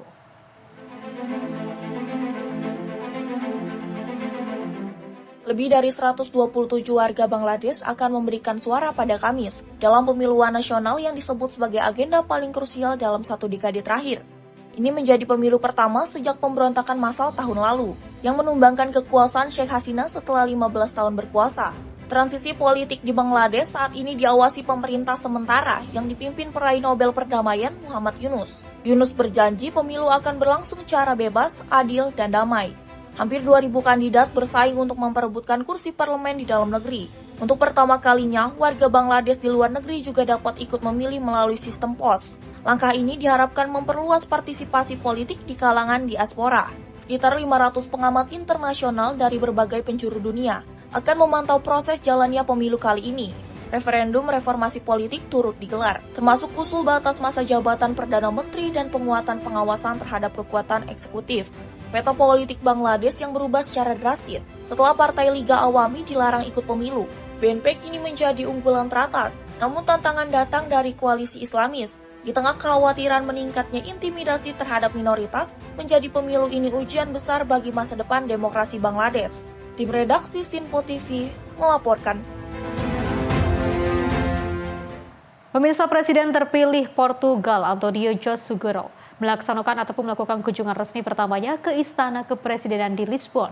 Seguro disambut oleh Presiden yang juga masih menjabat saat ini, Marcelo Rebelo de Sousa. Pertemuan ini menandai dimulainya proses transisi kepemimpinan setelah Seguro memenangkan putaran kedua pemilihan presiden.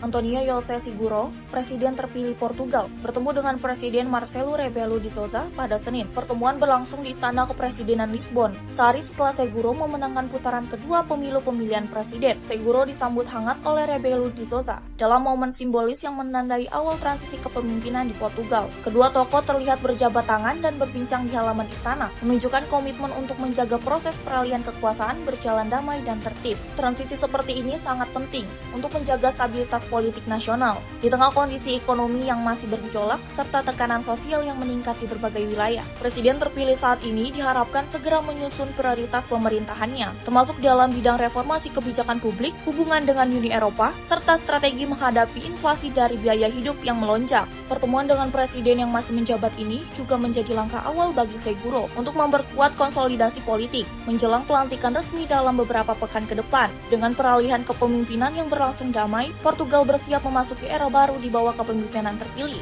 António José Seguro. Tim redaksi Simpo TV melaporkan.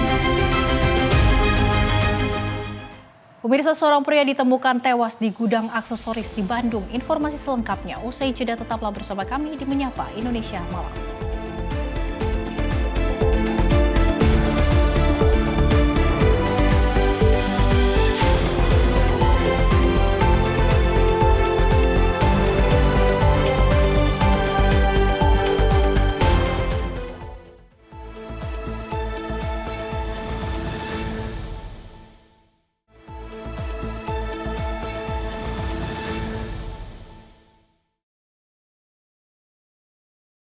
Pemirsa, Anda masih menyaksikan Menyapa Indonesia Malam dan kita lanjutkan informasinya. Seorang karyawan pria berinisial DS 45 tahun ditemukan tewas di dalam gudang aksesoris di Kota Bandung, Jawa Barat. Berdasarkan penyelidikan awal, polisi menemukan tali yang melilit di leher korban.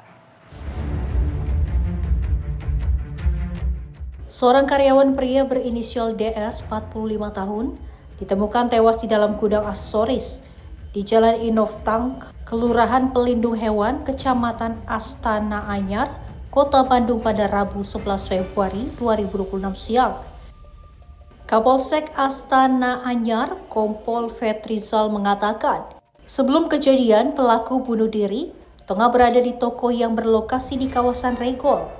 Korban kemudian disuruh atasannya untuk mengambil barang di gudang sekitar pukul 9 waktu Indonesia bagian Barat. Namun DS tak kunjung kembali. Akhirnya atasannya meminta karyawan lain untuk mengecek ke gudang. Kemudian ditemukanlah DS sudah meninggal dunia dengan kondisi badan telungkup dan berceceran darah. Polisi kemudian melakukan olah TKP termasuk meminta keterangan saksi-saksi dan mengecek CCTV berdasarkan penyelidikan awal. Polisi menemukan tali yang terlilit di leher korban. Dugaan awal DS meninggal karena bunuh diri, namun polisi masih mendalami temuan seorang karyawan meninggal di dalam gudang itu. Tim redaksi Sinpo TV melaporkan.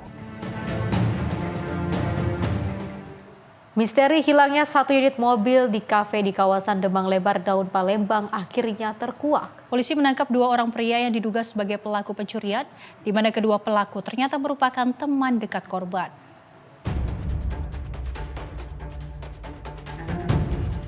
Pelarian David dan Erik akhirnya terhenti setelah keduanya diciduk aparat kepolisian di tempat persembunyiannya atas dugaan kasus pencurian satu unit mobil di kafe pada 13 Januari 2026 di kawasan Demang Lebar Daun Palembang. Kasus ini sempat menghebohkan media sosial karena korban tak menyangka mobilnya dibawa kabur oleh orang yang selama ini dipercayainya. Belakangan diketahui penjamretan itu hanyalah rekayasa sebuah skenario yang disusun untuk menguasai kunci mobil korban. Setelah mengantongi kunci, pelaku kembali mengajak korban bertemu di kafe, namun saat korban tiba, pelaku tidak datang dan juga justru membawa kabur mobil korban yang terparkir. Penyidikan polisi mengungkap kejahatan ini telah direncanakan sejak 1 minggu sebelum kejadian. Pelaku utama David mengajak korban berkeliling di kawasan 24 Ilir. Dalam perjalanan, korban menitipkan tas berisi kunci mobil dan juga telepon genggam kepada pelaku. Tak lama kemudian, tas ini seolah-olah dirampas oleh pelaku jambret di jalanan. Polisi juga mengungkap terdapat satu pelaku lain selain Erik yang juga berperan membantu David sebagai pelaku utama yang kini masih dalam pengejaran.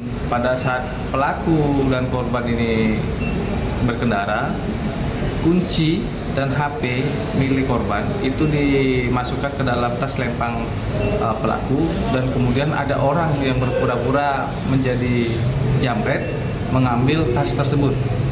Kemudian pada selang waktu seminggu kemudian korban dan si pelaku inisial D ini bertemu terkait dengan kendaraan ataupun bertransaksi kendaraan, yang mana pada saat itu pelaku tidak datang. Kemudian si korban sudah menunggu, dan kemudian karena sudah lama menunggu, korban keluar dari kafe di daerah Demang, dan terlihat di sana kendaraan korban sudah tidak ada. Ditemukan bahwasanya kendaraan tersebut diambil dengan menggunakan kunci duplikat dari kendaraan tersebut.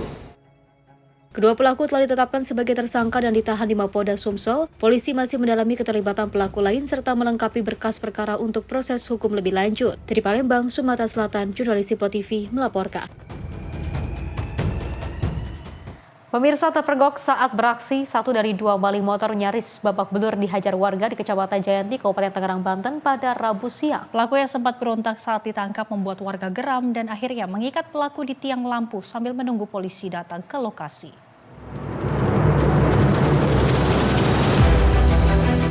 Pelaku pencurian sepeda motor yang berhasil ditangkap ini nyaris babak belur dihajar di Kecamatan Jayanti, Kabupaten Tangerang, Banten pada Rabu siang. Pria berinisial MS yang awalnya melakukan perlawanan saat akan ditangkap ini sempat membuat warga geram dan akhirnya mengikat pelaku di tiang lampu di tengah permukiman. Setelah 1 jam menjadi tontonan warga, pelaku kemudian diamankan ke Polsek Cisoka bersama barang bukti kunci letter T dan sepeda motor korban yang belum sempat dibawa kabur. Pada Rabu sore, Kapolsek Cisoka mengungkapkan sebelumnya pelaku dengan satu temannya berinisial RR mencoba mencuri sepeda motor milik warga di sebuah rumah kontrakan. Namun saat akan mengeluarkan sepeda motor curiannya dari dalam kontrakan, kerabat pemilik motor memergoki dan langsung berteriak meminta pertolongan warga. Satu pelaku berhasil kabur menggunakan sepeda motor, sementara satu pelaku berinisial MS ini berhasil ditangkap setelah sebelumnya sempat mengancam warga. Amankan 1 orang pelaku curanmor yang dimana mereka beroperasi 2 orang, dimana salah satu sebagai eksekutor dan satunya lagi sebagai joki. Pada saat eksekutor melaksanakan pencurian tersebut menggunakan kunci P, didapati oleh saksi yang mengetahui pelaku sedang menggeret motor. Nah, pada saat itu juga saksi juga berteriak, maling, maling gitu, sehingga para korban pun keluar dari dalam rumah dan langsung segera mengamankan pelaku tersebut. Namun untuk salah satu pelaku yang joki tersebut dapat melarikan diri. Nah, setelah terjadinya ketahuannya pelaku tersebut, langsunglah pelaku diamankan oleh warga dan langsung dilaporkan kepada Polsek Cisoka, langsung diamankan ke Makopolsek. Saat ini pelaku masih menjalani pemeriksaan di Polsek Cisoka. Sementara satu pelaku lainnya yang melarikan diri kini masih dalam pengejaran unit Reskrim Polsek Cisoka. Ucai Pelatu Mairisa, Simpo TV melaporkan. Selain itu, aksi penjamretan HP di kota Yogyakarta berhasil digagalkan. 2 orang pelaku jambret ditangkap setelah terjatuh akibat ditabrak korbannya sendiri menggunakan sepeda motor. Polisi kemudian mengamankan kedua pelaku dan menetapkan keduanya sebagai tersangka. Inilah rekaman video saat seorang terduga pelaku jambret diamankan oleh warga bersama petugas kepolisian di sekitar SD Muhammadiyah, Pangkal Kota Yogyakarta. Rekaman ini sempat viral di media sosial dan salah satu akunnya diunggah oleh akun @merapi_uncover. Berdasarkan penjelasan Polsek Umbul Harjo, Kota Yogyakarta, peristiwa penjambretan terjadi di Jalan Menteri Supeno, Kelurahan Sorosutan, Umbul Harjo. Kejadian berlangsung pada Senin 9 Februari 2026 sekitar pukul 17.00 waktu Indonesia Barat. Korban dalam kejadian ini adalah seorang mahasiswi bernama Eviana. Saat itu korban sedang mengendarai sepeda motor dan juga membonceng temannya Yunda untuk berbelanja. Namun saat melintas Jalan Menteri Supeno, korban tiba-tiba dipepet oleh pelaku jambret. Pelaku langsung merampas telepon seluler milik korban yang juga terletak di dashboard depan motor sebelah kiri. Menyadari barangnya dirampas, korban secara spontan melakukan pengejaran sambil berteriak meminta pertolongan. Kejar-kejaran terjadi sepanjang kurang lebih 100 meter. Aksi tersebut berakhir di sekitar SD Muhammadiyah Pakel setelah korban menabrakkan sepeda motor ke arah motor pelaku hingga keduanya terjatuh. Pelaku sempat melarikan diri namun berhasil ditangkap oleh warga sekitar. Berawal dari korban bersama dengan saksi bernama Yunda sedang menggunakan sepeda motor, tiba-tiba dipepet oleh terduga pelaku dari sebelah kiri, dan kemudian terduga pelaku ini mengambil handphone yang diletakkan oleh korban di dashboard motor depan bagian kiri. Setelah diambil oleh pelaku, kemudian pelaku kabur. Korban pun spontan mengejar pelaku. Korban mengejar pelaku, terjadi pengejaran, dan kemudian korban ini menabrakkan motornya ke motor pelaku, dan alhasil pelaku tersebut terjatuh. Kemudian pelaku sempat berlari dan kemudian ditangkap oleh warga. Polisi kini telah mengamankan pelaku beserta barang bukti kejahatan. Pelaku resmi ditetapkan sebagai tersangka dan dijerat dengan pasal 476 KUHP, Undang-Undang Nomor 1 Tahun 2023, dengan ancaman hukuman penjara maksimal 5 tahun dan denda hingga 500 juta rupiah. Hasil penyelidikan polisi mengungkap pelaku berinisial WY alias Koko alias Si Heng merupakan seorang residivis kasus penganiayaan yang baru saja bebas pada Januari 2026. Saat melancarkan aksi jambret, pelaku menggunakan sepeda motor hasil pencurian yang sebelumnya terjadi di wilayah Banguntapan, Kabupaten Bantul. Dari Yogyakarta, jurnalis Simpo TV melaporkan. Peristiwa lainnya, pemirsa, aksi baku tembak antara polisi dan juga pelaku pencurian sepeda motor pecah di pemukiman Kabupaten Lampung Utara, Lampung. Satu pelaku yang telah beraksi di lebih dari 20 TKP berhasil dilumpuhkan dengan tembakan, sementara satu lainnya kabur ke arah perkebunan.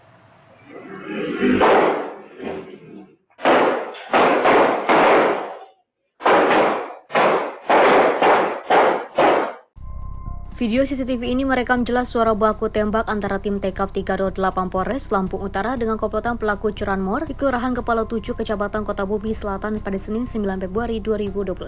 Salah satu pelaku, Johnny Edward 34 tahun, melakukan perlawanan dengan melepaskan tembakan ke arah petugas dan pintu mobil hingga tembus. Saat itu tim TKP langsung memberikan tindakan tegas terukur dan juga melumpuhkan kedua kaki pelaku Johnny. Sementara satu pelaku lainnya melarikan diri ke arah perkebunan dan masih dalam pengejaran. Dari hasil pemeriksaan, pelaku yang sudah residivis 3 kali kasus pencurian ini ternyata telah beraksi di lebih dari 20 tempat kejadian perkara di Lampung Utara sejak 2024. Sementara dalam penangkapan itu, polisi turut mengamankan barang bukti berupa satu pucuk senjata api rakitan, jenis revolver beserta amunisi dan juga satu unit sepeda motor. Jadi bermula adanya laporan informasi dari masyarakat adanya 2 orang pemuda yang dicurigai mengendarai sepeda motor. Jadi pada saat itu seperti dia skate lokasi yang akan dilakukan aksinya. Kemudian dari tim Resmob TK 308 Polres Lampung Utara langsung menuju ke TKP yang dimaksud. Sesampai di TKP terjadi aksi baku tembak. Jadi pelaku melihat ada anggota di sana langsung melakukan perlawanan. Nah, dengan adanya perlawanan tersebut, petugas juga melakukan tembakan balasan yang tegas terukur sehingga pelaku dapat dilumpuhkan. Namun satu pelaku masih dalam pengejaran oleh Satreskrim Polres Lampung Utara. Pelaku ini sempat menembak, Dan? Sempat menembak mengenai mobil yang dikendarai oleh tim Resmob Polres Lampung. Untuk TKP yang sudah diakui itu lebih dari 20, terutama di wilayah Kota Bumi semuanya. Hingga kini polisi masih memburu 1 pelaku lain yang telah masuk daftar pencarian orang. Kasus ini juga terus dikembangkan untuk mengungkap jaringan curanmor lintas kabupaten di wilayah Lampung. Dari Lampung Utara, Lampung, jurnalis Simpo TV melaporkan. Pemirsa, komplotan pelaku pengoplos gas LPG 3 kg bersubsidi ke dalam tabung gas LPG 12 dan juga 5,5 kg ditangkap Direktorat Reserse Kriminal Khusus Polda Jawa Barat. Atas perbuatannya pelaku merugikan negara hingga 2,8 miliar rupiah. Direktorat Reserse Kriminal Khusus Polda Jawa Barat berhasil membongkar praktik pengoplosan gas melon LPG 3 kg yang dilakukan 2 orang pelaku berinisial AS dan juga AJ di gudang di kawasan Cikalong, Kecamatan Cimaung, Kabupaten Bandung, Jawa Barat. Kedua diduga mengoplos tabung gas non-subsidi ukuran 12 dan 5,5 kg dengan menyuntikkan isi dari gas melon 3 kg bersubsidi. Kepada petugas, komplotan ini mengaku sudah menjalankan praktik pengoplosan gas selama kurang lebih 1 tahun dan sudah mendapatkan keuntungan pribadi hingga sebesar 1,6 miliar rupiah serta membuat negara alami kerugian hingga sebesar 2,8 miliar rupiah. Berdasarkan hasil pemeriksaan petugas, pelaku AS yang juga menjadi pemilik gudang tersebut ternyata juga mengolah sebanyak 6 pangkalan tabung gas LPG yang bersubsidi dengan total tabung dari ke-6 pangkalan tersebut sebanyak 10.800 tabung dan seperempat diantaranya digunakan sebagai bahan untuk mengoplos gas non-subsidi. Menemukan ada seorang tersangka dengan inisial AJ tertangkap tangan sedang memindahkan LPG dari tabung 3 kg bersubsidi ke dalam tabung LPG ukuran 12 kg dan 5,5 kg dengan cara menyuntik menggunakan regulator. Sebagaimana tadi kita dapat disaksikan bahwa ini adalah praktek penyuntikan yang dilakukan dengan menggunakan regulator yang sudah dimodifikasi valve-nya menggunakan kuningan, kemudian setelah itu menempelkan es batu mendinginkan tabung LPG. Dan kemudian termasuk juga itu dipindahkan, ada yang ke tabung 12 kg sehingga itu dibutuhkan 4 tabung 3 kg bersubsidi, sedangkan juga ada yang dipindahkan ke tabung 5,5 kg sehingga membutuhkan 2 tabung LPG yang bersubsidi atau tabung melon. Guna mempertanggungjawabkan perbuatannya, para pelaku dijerat dengan Undang-Undang Penyalahgunaan Migas dengan ancaman 6 tahun penjara dan denda sebesar 60 miliar rupiah junto pasal perlindungan konsumen dengan ancaman penjara 5 tahun dan juga denda 2 miliar rupiah. Dari Bandung, Jawa Barat, jurnalis Simpo TV melaporkan. Pemirsa, toko perhiasan di salah satu pusat perbelanjaan di kawasan Senayan, Jakarta Pusat pada Rabu sore disegel petugas kantor wilayah Direktorat Jenderal Bea dan Cukai Jakarta. Penyegelan dilakukan menyusul adanya dugaan barang-barang high value goods atau barang bernilai jual tinggi yang tidak dilengkapi dokumen pemberitahuan impor barang. Petugas kantor wilayah Direktorat Jenderal Bea Cukai Jakarta pada Rabu 11 Februari 2026 merazia toko perhiasan di salah satu pusat perbelanjaan yang ada di kawasan Senayan Tanah Abang, Jakarta Pusat. Razia digelar menyusul adanya dugaan barang-barang high value goods yang juga barang bernilai jual tinggi yang tidak dilengkapi dokumen pemberitahuan impor barang masuk ke Indonesia. Aktivitas jual beli perhiasan di toko ini seketika terhenti. Para pegawai diminta untuk mengemasi semua perhiasan untuk nantinya dibawa petugas untuk diperiksa. Kepala Seksi Penindakan 2 Bea Cukai dan juga Cukai Kanwil Jakarta, Siswa Krisyanto menjelaskan razia digelar demi menegakkan Undang-Undang Nomor 17 Tahun 2006 tentang kepabeanan terhadap barang impor yang juga tidak dilengkapi surat pemberitahuan masuk ke Indonesia.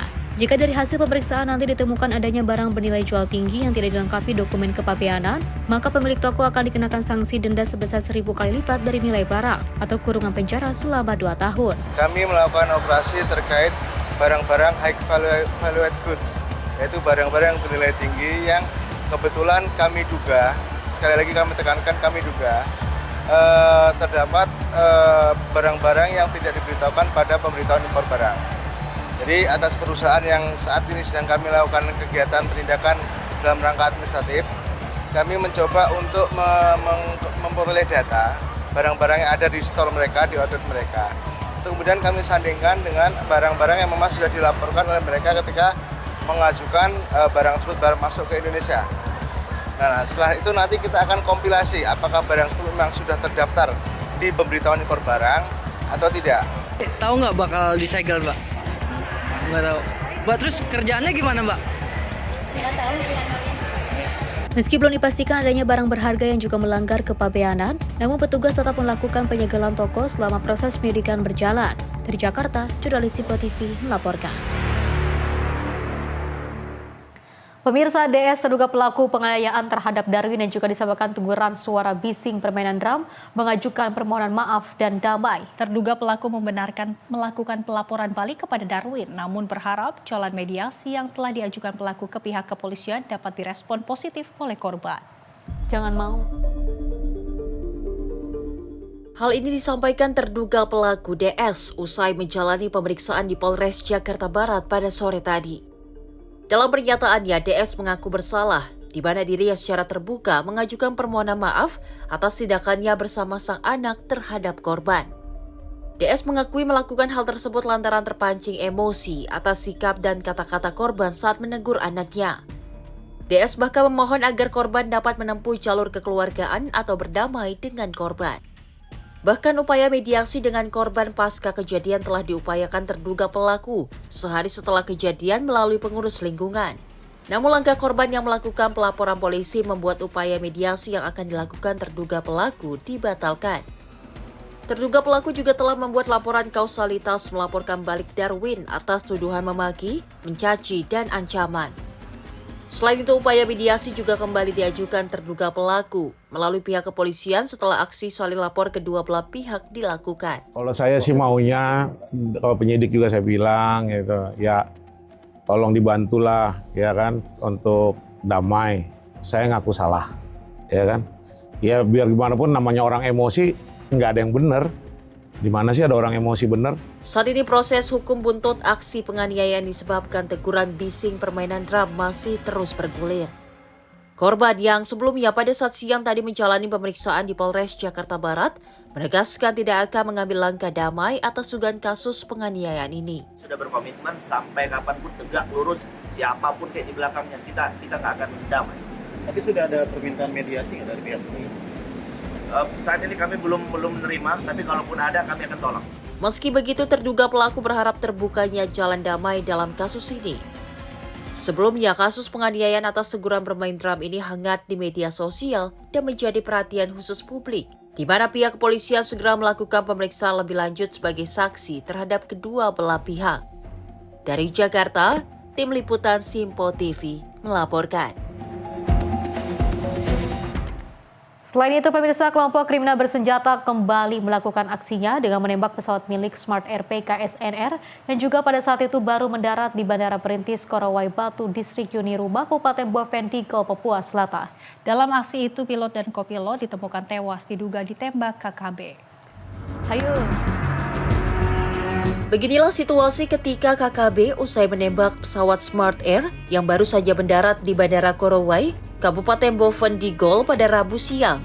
Pesawat tersebut diketahui terbang dari Tanah Merah ke Korowai, namun ketika sampai di Bandara Korowai, mereka langsung dikepung dan ditembaki oleh KKB. 12 penumpang yang ada dalam pesawat langsung berusaha menyelamatkan diri ke arah hutan. Sedangkan pilot dan kopilot Kapten Egon dan Kapten Baskoro diduga dieksekusi tepat di runway bandara. Kepala Operasi Satgas Damai Kartens Brigjen Pol Faizal Ramadhani membenarkan kejadian tersebut, di mana aparat menerima laporan dari maskapai Smart Air bahwa CRU mereka diserang KKB di Korowai. Dapat informasi tadi siang bahwa dari salah satu maskapai terjadi penembakan di daerah Korowai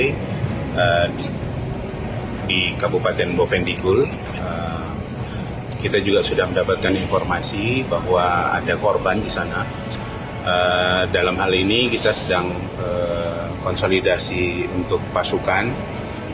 Sore ini kita sudah terbangkan pasukan untuk ke Bovendigul. Harapannya tentunya kita bisa menilai situasinya, apakah kita bisa lakukan evakuasi besok dengan penilaian tentunya yang kita pastikan dengan data yang ada. Sampai saat ini memang situasi kita sudah berusaha untuk berhubungan dengan kondisi masyarakat di sana ataupun masyarakat yang bisa kita hubungi. Sementara sih situasi belum ada perkembangan lebih lanjut, tapi yang pasti terakhir kita tahu ada 2 korban tersebut. Langkah cepat langsung diambil aparat dengan memberangkatkan personil ke Kabupaten Bovendigul guna melakukan evakuasi korban dan pengamanan serta penindakan. Sementara situasi di Bandara Korowai saat ini masih terpantau kondusif. Masyarakat diminta untuk berhati-hati dengan pergerakan KKB yang saat ini masih berada di sekitar lokasi. Rifando Nai, Jayapura, Papua, Simpo TV melaporkan. Pemirsa, informasi tadi menutup perjumpaan kita malam ini. Saya Azhar Putra, mewakili rekan kerja yang bertugas mengucapkan terima kasih. Selamat malam dan sampai jumpa.